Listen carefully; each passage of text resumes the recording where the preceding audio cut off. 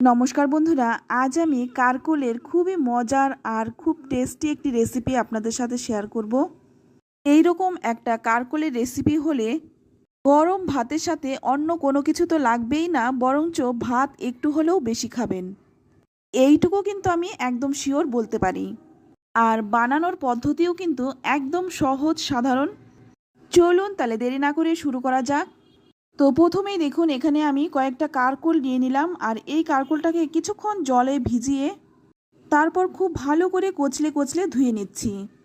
কারকোলের মধ্যে কিন্তু অনেক ময়লা থাকে, তাই একটু জলে ভিজিয়ে তারপর কারকোলগুলো ধুয়ে নিলে খুব ভালো করে পরিষ্কার হয়ে যায়। তো দেখুন, আমি কিন্তু খুব ভালো করে কারকোলগুলো পরিষ্কার করে নিয়েছি। আর এবার কিন্তু আমি কারকোলের বোটার দিকটা ফেলে দিচ্ছি। বোটাটা ফেলে আমি সামনের দিকটাও সামান্য একটু করে ফেলে দিলাম। তারপর দেখুন, মাঝখান থেকে দু ফালি করে কেটে নিয়েছি। কারকোলটা যে কচি নিতে হবে তেমন কোনো কথা নয়, যে কোনো কারকোলে নিতে পারেন। সবগুলো কারকোল কেটে নিয়েছি। এবার অপর দিকে কড়াইতে দিয়ে দিলাম কিছুটা জল। খুব বেশি জলের প্রয়োজন নেই, যাতে কারকোলটা সেদ্ধ হয়ে যায় সেই পরিমাণে জলটা দিয়ে দিলাম। এবার এর মধ্যে দিয়ে দিলাম 1 চামচ লবণ। লবণটা দিয়ে এবার জলের সাথে ভালো করে একটু মিশিয়ে নিচ্ছি।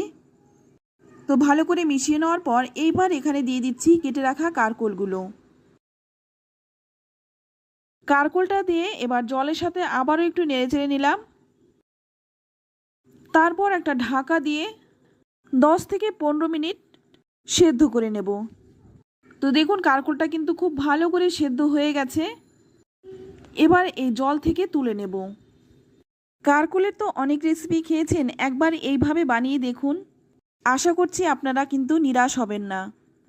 তো সম্পূর্ণ কারকোলটাই তুলে নিয়েছি। আর এখন কিন্তু কারকোলটা অনেক গরম রয়েছে, তাই এবার কিন্তু একটু ঠান্ডা করে নেব। তো এখন কিন্তু দেখুন, কারকোলটা কিন্তু ঠান্ডা হয়ে গেছে। তো দেখুন, কারকোলটা কিন্তু খুব ভালো করে সেদ্ধ হয়ে গেছে।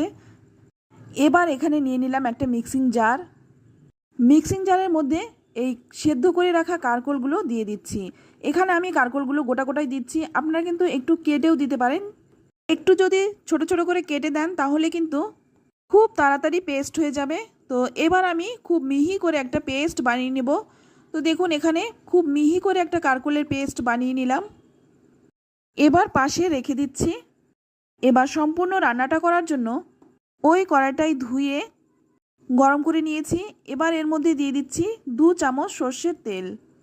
ফোড়নে দিয়ে দিচ্ছি 2টো শুকনো লঙ্কা আর 1/2 চামচ কালো জিরে। ফোড়নটাকে জাস্ট একটু ভেজে নেব। কালো জিরে কিন্তু খুব বেশি ভাজার প্রয়োজন হয় না।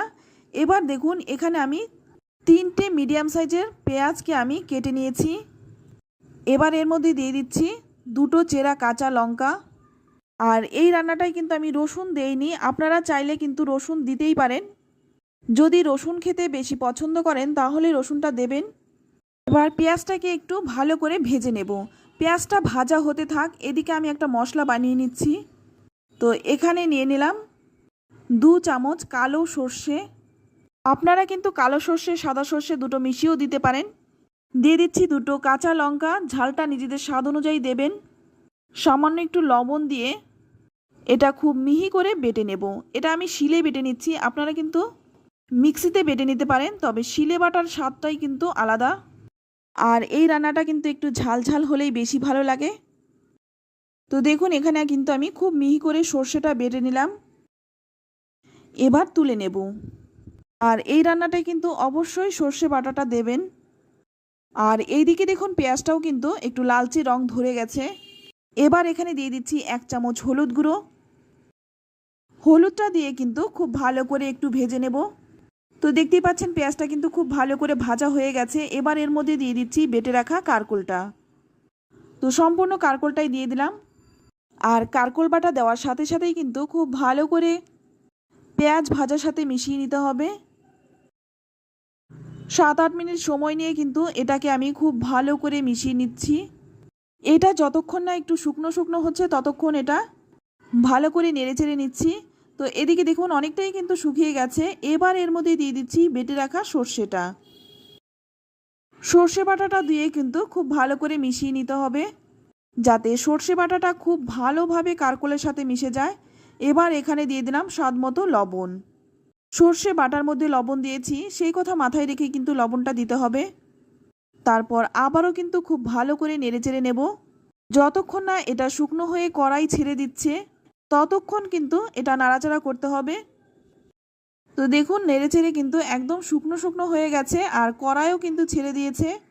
তবে এই রান্নাটায় কিন্তু চিনি না দিলেও হবে, তবে যারা চিনি ছাড়া একদম পছন্দ করেন না খেতে তারা কিন্তু সামান্য একটু দিতে পারেন। এবার নামানোর আগে দিয়ে দিচ্ছি 1 চামচ কাঁচা সর্ষের তেল। আর এই সর্ষের তেলটা কিন্তু অবশ্যই দেবেন, নইলে রান্নার যে আসল স্বাদ সেটা পাওয়া যাবে না। তেলটা দিয়ে ভালো করে নেড়েচেড়ে মিশিয়ে নিলাম। ভালো করে নেড়েচেড়ে মিশিয়ে নিয়ে তারপরে কিন্তু নামিয়ে নিয়েছি। তো এটা খেতে যে কি ভালো লাগে, ভিডিওটি সম্পূর্ণ দেখে একবার হলেও রান্নাটা করুন। খেয়ে তারপর আপনাদের মূল্যবান মতামত কমেন্টে লিখে জানান। যখন কোনো কিছু খেতে ভালো লাগে না তখন কিন্তু ঝটপট এই রান্নাটা করে নিতে পারেন। এটা দিয়ে গরম গরম ভাত খেতে যে কি ভালো লাগে সেটা আপনাদের বলে বোঝাতে পারছি না, তাই প্লিজ একবার এই রান্নাটা করে খেয়ে দেখুন। শুধু গরম ভাত নয়, রুটির সাথেও কিন্তু ভীষণ ভালো লাগে। তো রেসিপিটি কেমন লাগলো অবশ্যই কমেন্টে জানাবেন। ভালো লাগলে লাইক কমেন্ট শেয়ার করবেন।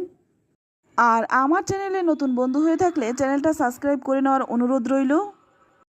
আজ এই পর্যন্ত, আবারও নিয়ে আসবো অন্য কোনো নতুন রেসিপি। সকলেই ভালো থাকবেন, সুস্থ থাকবেন। ধন্যবাদ।